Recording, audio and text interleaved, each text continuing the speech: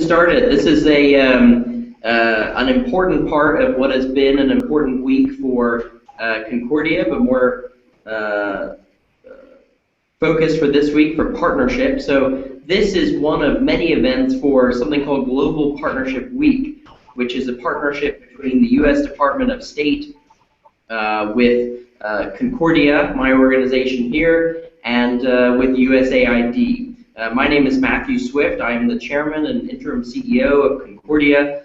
We first kicked things off for this week with a practitioners forum on Monday of this week that focused on the role of partnerships and how we can help practitioners continue to build public-private partnerships. We also hosted in Washington, D.C. a dinner that was a partnership celebration dinner highlighting various partnerships that Concordia has been focused on and worked on, and that included a conversation with our Leadership Council member Paula Dobriansky and Colombian Vice President Francisco Santos.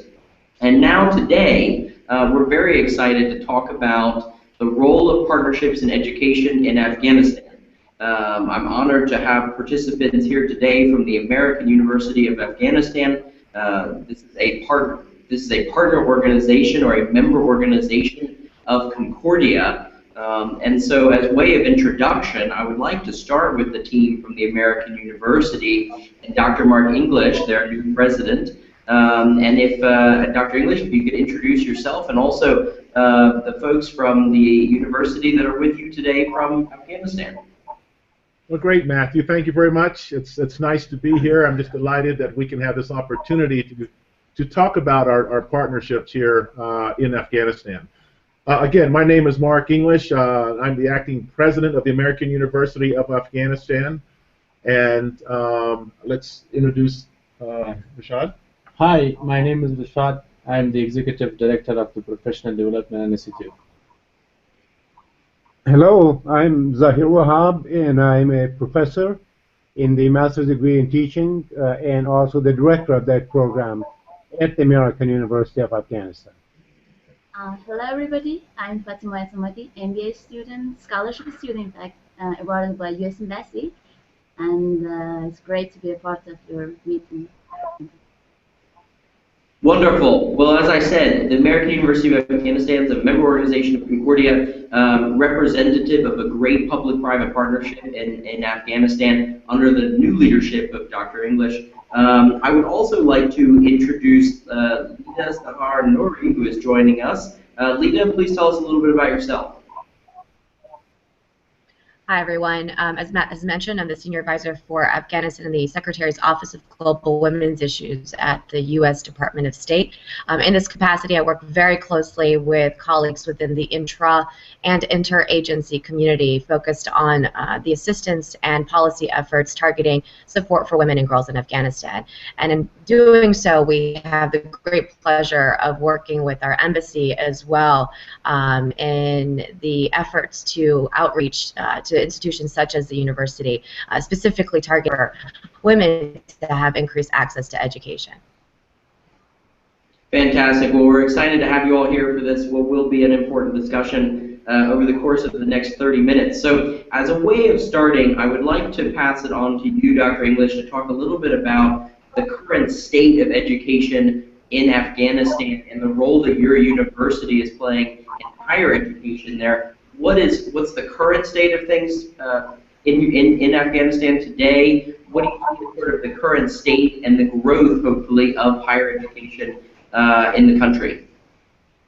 Well, I think the American University of Afghanistan is playing an increasingly important role in terms of educational development, particularly in higher education.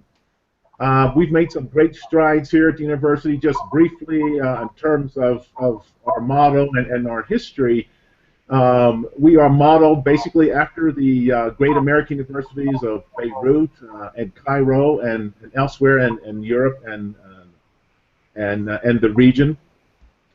We started in 2006. Our first class basically had 1 woman and 52 men. And now we have the latest figures in terms of our semester enrollment. We had 50% women enrolled as new enrollees, and we have 33% of our total student population are women. So I think if you're talking about strides that have been made in Afghanistan in terms of education, one of the things that we pride ourselves at is that we've had a significant impact on educating women. We have different degree programs where they are highly represented in political science and public administration. We have a 5-year laws program. We have a degree program in information technology, computer science, and of course business administration. So I think if we look at the state of education in terms of what we are trying to contribute, a lot of our graduates have the skills necessary to actually have a direct impact on Afghan society. A lot of our graduates go into government positions. They also go into the private sector. So I think one of the things that we are proud of is that once they have gone through our courses, once they have matriculated and received their education, they just go direct into a position. So that's very gratifying for us that they are having a direct impact. You can see that our education is having a direct impact in terms of the what they can do in terms of their positions once they graduate here. And so, are there strides? Are there still some things to do? Of course. I mean, there's lots of issues here in terms of having the right requisite language skills and English skills in order to do well in the classroom. But I think with our environment here, we definitely provide the right atmosphere where they can excel. I want to talk about your new master's program in education in a minute, but first you talked a little bit about your incredible statistic for this incoming class as far as women representation. Over 50% of your next incoming class will be women, which is an incredible fact and something that I think many people would be surprised to hear. So I'd like to pass a question to you, Fatima. What do you see as the current state of education for women in Afghanistan today? So that would be you, yes. Yeah. Thank you. I think the first point is that in AUAF, the great advantage that if you're a woman, you have a great chance for education. So, unfortunately, in places like Afghanistan, priority for education as a chance for developing logically awarded for the gender who can support their original family, like boys. And so in this traditional family, when girls, women awarded a chance that they can educate without any charge that, for example, hurt their families financially, so it's a good chance, I think.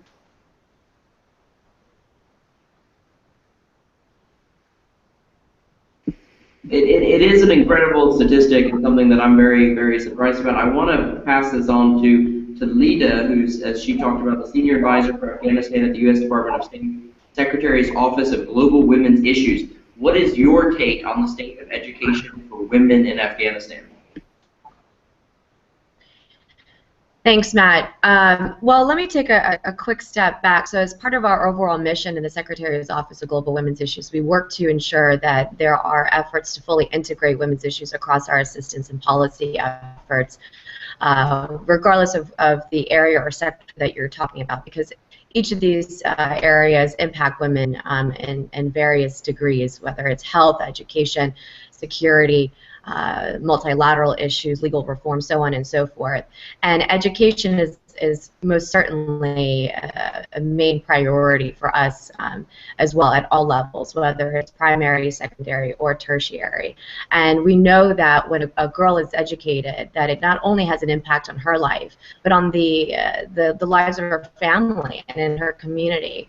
And so in Afghanistan, we have seen great strides made, as was mentioned by Dr. English, in this particular sector, particularly in the past 14 years when, under the Taliban rule, there's virtually no women who had access to education. And now there are millions of girls who are able to afford the opportunities to have access in their communities. So opportunities such as those at the tertiary level through the American University of Afghanistan is really helping to make waves and change the opportunities for women to enter in other sectors professionally as a result of this type of educational opportunity. There's now a generation that did not exist before, that is now working side by side with their male colleagues in a business degree, and foresee themselves potentially running their own companies one day. Being an entrepreneur or a doctor, a lawyer, or even the president was something that would not have been fathomed many, many years ago for young girls. But now these are things that are conceivable. That's not to say that the challenges aren't still there, and they're very much a reality that continue to face women and girls in Afghanistan. That being said, these are the opportunities that will really pave the path for the future generation leaders of Afghanistan, particularly those that are women. So I hear oftentimes the question of, you can produce a population of very educated men and women who have an understanding of the importance of women's rights, but how do you see, Lida, having an impact on the broader population of Afghanistan in understanding the importance of women's rights? Well, I've always said two things. If you can only focus on two things in Afghanistan, and it's not to disregard any other particular sector or area, from a long-term standpoint, I underscore the long-term aspect of it, it would be an education and economic empowerment. And I do believe that these are the key sectors that will have that type of impact in the broader population, because once you provide those opportunities to both men and women, they're able to contribute more in society and their local communities. They're able to share that knowledge with other family members as well. Often we hear several anecdotes that when a young girl has access to any degree of education, or young boys as well, they are able to use that knowledge, and they teach their mothers as well and their fellow family members. And so that type of impact that it has within the nuclear family is tremendous. I think what's most important, though, in this particular aspect is the value of the girl. Once a young girl has access to education, her likelihood of encountering child marriage decreases. We know, unfortunately, that 1 in 7 girls is married before the age of 15. So something such as this has a broader impact, not only in her personal life, but in the community as well, and in the lives of her family members. And particularly timely given International Women's Day, I would like to pass the next question on to Dr. Wahab to talk a little bit about this new Master's in Education program. What does this mean for the university? What does this mean for the students? And what does this mean for future generations of Afghans now that you are launching this new program this year? Sure. I have been coming to Afghanistan from the United States since 2002. Working here with the Ministry of Higher Education and 2 universities, Kabul University and Kabul Education University. And I can say that this particular program at the American University of Afghanistan is truly unprecedented in the history of this country. And not just this country, but I would say in the region, perhaps even in the United States in some ways. For one, its scope. We have 320 students, 35% of which are women. Every single province is represented here. Every particular religious, linguistic, ethnic group is represented. I would say every ideological group is represented too. And the program itself, I think, is quite innovative in many ways, in that we try to, this program is designed for teacher trainers from the 2-year teacher training colleges throughout the country. There are 42 two-year teacher training colleges in all of the provinces. And we have people representing all kinds of areas, from art to zoology. The program itself is quite innovative, I would say, in that it has a professional studies component, it has a heavy English language component, it has a heavy technology and computer component, and it has a content area component. And also we have adjunct courses for leadership training. And so I would say, in terms of its scope, its depth, its diversity, and its cutting-edge program and curriculum, it's quite unique and quite innovative. We get a lot of good feedback. Today is the last day of classes. This program is brand new. We started exactly 12 months ago. There really was no program, maybe 14 months ago. In the same with my faculty, I have 32 instructors teaching this semester from all over the world, and about 30% of those are women too. And I think the amazing thing is to see the changes in people's attitudes. I must say that initially, about a year ago, there were problems that men and women had in their relationships and encounters, attending classes or working on group projects, for example, or men having to listen to women instructors, or eating together in the cafeteria, working in the computer lab, sitting in classes. So initially, people felt rather awkward being with other people from other provinces or other religions. But now all of those problems have in fact disappeared. It's quite an experiment. It has been very, very challenging. But as far as I know, there's no other program like this. And it's an excellent example of, say, private, public, and World Bank collaboration. We have a great relationship with the Ministry of Education and with the World Bank, and I just hope that it will continue, because it has been really a turning point in many people's lives. And these people will all go back to their provinces and resume teaching in the teacher training colleges. And the multiplying effect, you can see 320 people from 34 provinces. So that's what I have to say. Well, and it's good to hear you talk a little bit about the partnership that you have. And now, Reshad, you played a huge role in starting this master's program as well. In 5 years, in 10 years, how would you report back to your partners, and how would you define success? In 5 years and in 10 years, what is success for this new master's program that you played a part of? In some ways, the program. The MA program is related to Dr. Wahab, so I think he can answer. That would be brief. Well, in many ways, the program has already been a success, as I can see. For example, and a female American English teacher was telling me today that the man who initially didn't quite care about her actually had tears in his eyes in the last day of classes. And I have, for example, a woman coming to me and say, I sold my golden bracelet to buy a laptop. And I can see people, for example, new friendships. As you know, this is not so much a post-conflict, but still a country in conflict where people have trouble getting along. But as I said, all of those problems have disappeared.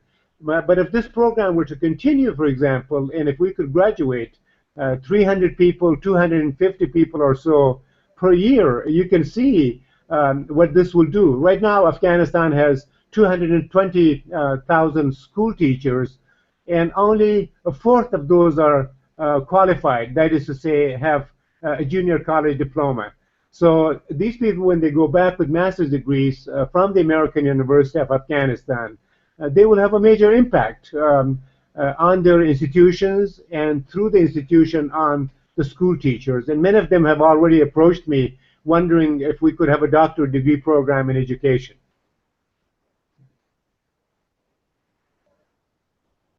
Reshad, did you have anything you wanted to add to that? I think I should talk first about the PDI programs, what we are doing here. That might help. So the Professional Development Institute is the continuing education department of the university, offering a broad range of courses in business, information communication technology, English, and we do have customized courses for government, private sector, and individuals. PDI has trained so far over 13,500 students, and that includes 2,800 women and over 2,000 government employees. We have centers in Kandahar, Herat, and Mazar-e-Sharif, and we are based in Kabul. So the focus of the program is basically on international certifications. There is need for international certifications such as the project management professional, the certified internal audit, the accounting programs that we have here, and the same is true in the information communication technology, where we are Microsoft, Cisco, EC Council, and CompTIA academies in Afghanistan. In addition, we have a testing center where we offer these standard tests like such as GMAT, GRE, computer tests, and the accounting test. So we have trained people from different sectors, including women, and we have had a lot of partnerships with the government organizations. We have almost trained all government ministries. We have had programs with them, different programs, different courses. So that's just a short introduction of the program.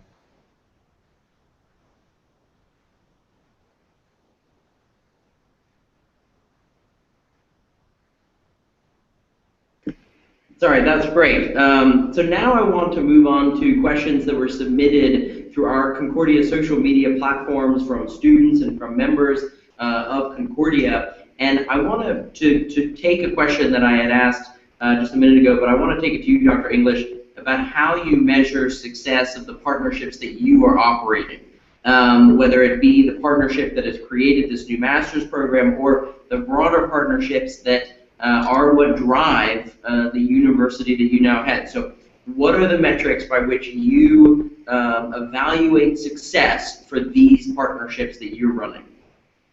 Well, I think one of the key metrics is in the graduates themselves, in terms of not only the qualities that they have once they graduate, but also where they go in terms of institutional growth and institutional development.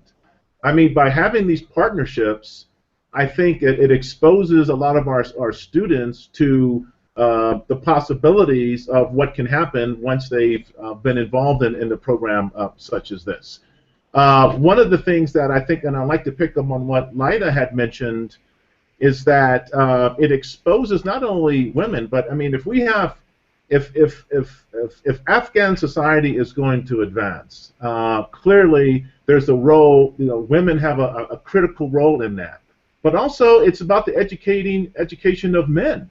One of the things that we do here in terms of our programs, as Dr. Wahab has mentioned, is that we have our men being exposed to certain courses and in relationships with women that they are being educated on as well, so that they see women differently.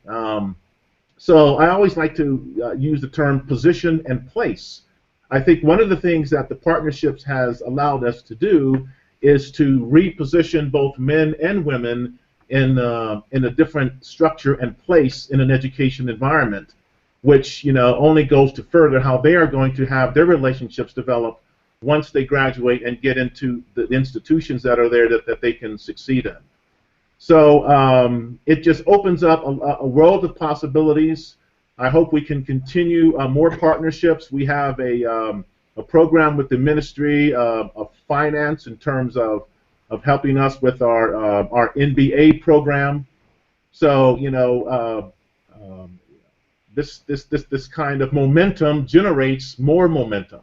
And so I think as we continue our relationships with these different organizations, I think that's just going to generate more partnership opportunities for us.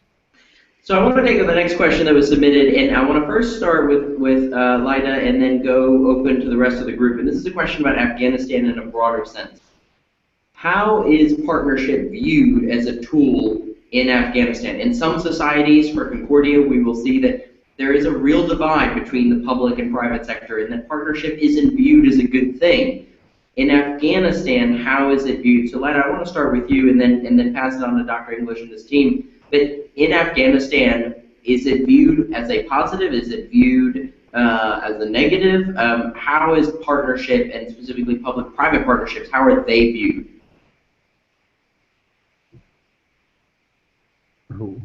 Lida. Lida, do you want to answer that?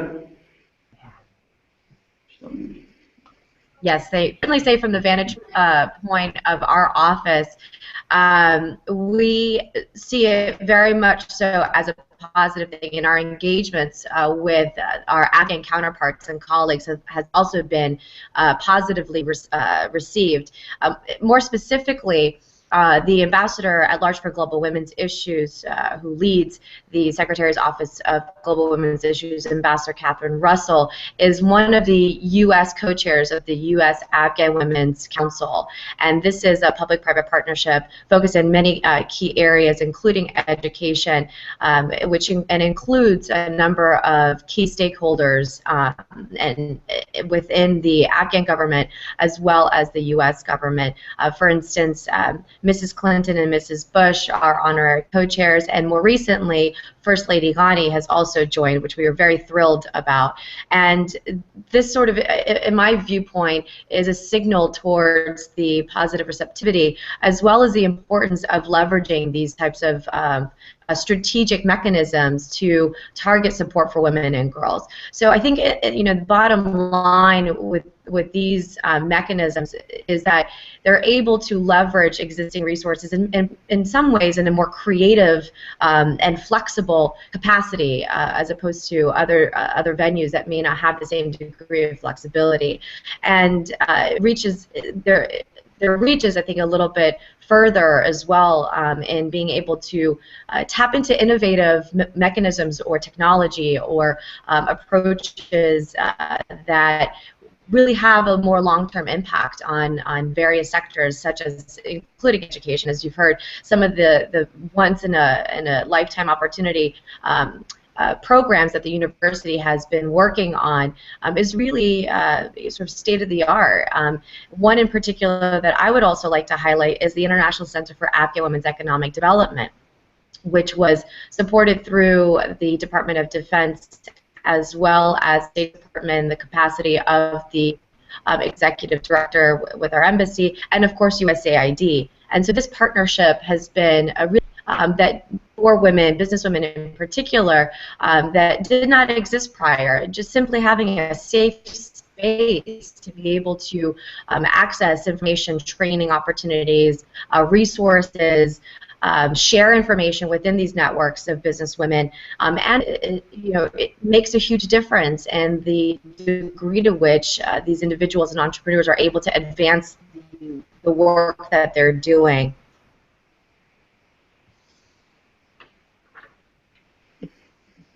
I think, Lida, are you still with us? So we might have had a sound issue there, but I want to pass that same question on to Dr. English and his team. The role of partnerships in Afghanistan, public sector, private sector, generally, how are they viewed?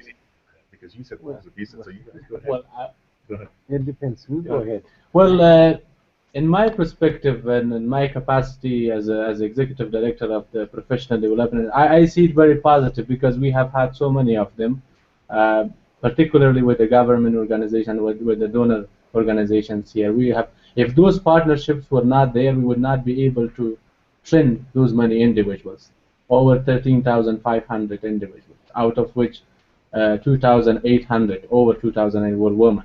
So I see it very positive, and that those partnerships have enabled us to train people in different sectors, in business, in ICT, when most of them did not have the language skills. Now they can speak, they can write, they have been able to communicate with the donor community and others. So overall, I see it very positive.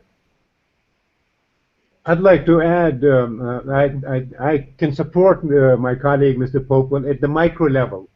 I think there have been many cases of partnerships working. For example, the partnership between the World Bank, MOE, and AUF in my program or in Mr. Popal's program, or the two programs that I taught in the last 12 years, USAID, University of Massachusetts, the Afghan Ministry of Higher Education, and Kabul Education University, and Kabul universities.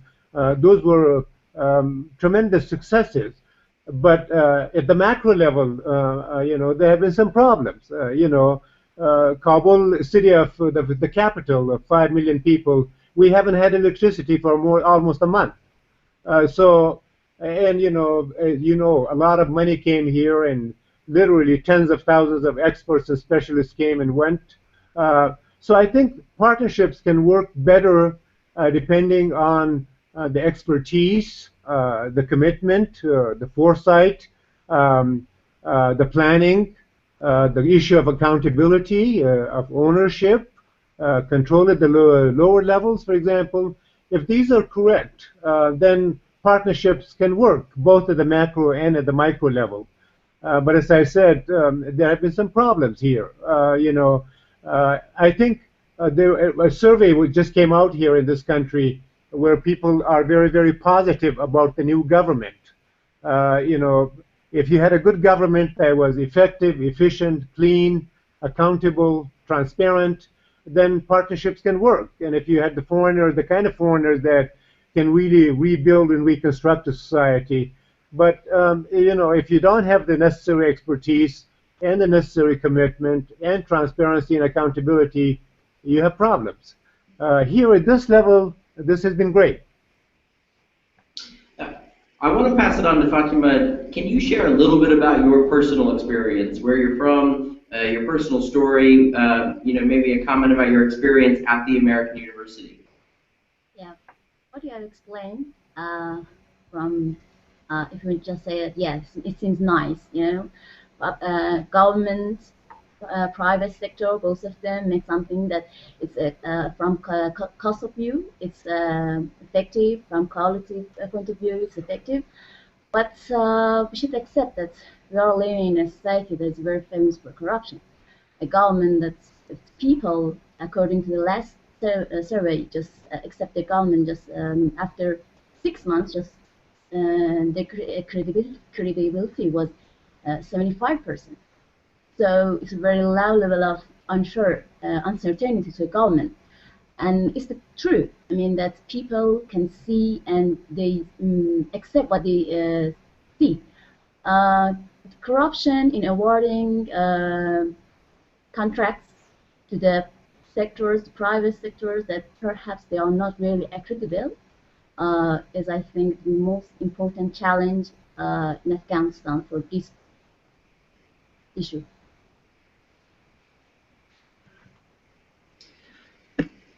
Great. Dr. English, the biggest challenge that you face today as the new president of the American University of Afghanistan, what is the biggest challenge you face today, and what do you see as the solution and potential role for partnership in that solution?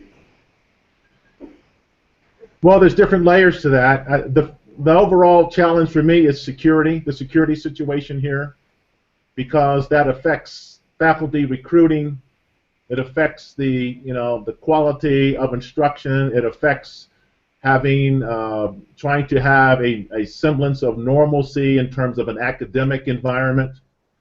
So I would say security is probably my number one challenge. On another level, I would say that trying to change a cultural mindset is also a challenge for me. And Dr. Wahab and Reshad has hit on these issues about having certain perceptions of women in terms of what they can and cannot do, or should not do, particularly in academic environments. So trying to change a cultural mindset, I think, is something that I constantly have to try to get over that hurdle. We are making progress. We're making lots of progress in that regard. One of the things that we try to institute here, of course, is critical thinking and expository writing and thinking out of the box. And I think culturally that a lot of the Afghan students, when they come to us, they're not used to that. They're used to rote memorization in terms of their academic experience. So security and cultural mindset are my two biggest challenges. So with that, I would like to end with a question that is more focused on the positive piece as we look into the future. Lida, I want to start with you. What is the next step in our quest to increase equitable access to higher education in Afghanistan? And then I'd like all the other panelists to answer that question as well. But Lida, let's start with you. That's a great question. There's so many steps, but I think if we were to narrow it down to maybe the top two, in spite of the overlay of the realities in the challenge and in terms of the security that Dr. English had mentioned, I would say it touches very much so on his other point, which is the changing of mentality. I think that does take time, and that is generational, but there are ways to go about that, and I think that there are concrete ways that we've seen that have been successful techniques and approaches, particularly through the engagement of men and families in support of their daughters or their wives or their sisters having access to education. So that, I would say, sums it up in opportunity, providing those opportunities. Having access then is the next step to those opportunities, and expanding essentially on these positive models such as the university in Kabul and the Institute, this International Center for Afghan Women's Economic Development at a more macro level. So how do we reach beyond these major cities? How do we go to those rural and local levels? That, I would say, is the next biggest quest is really having those opportunities and access to those opportunities available at beyond those major cities and into the more precarious and rural areas.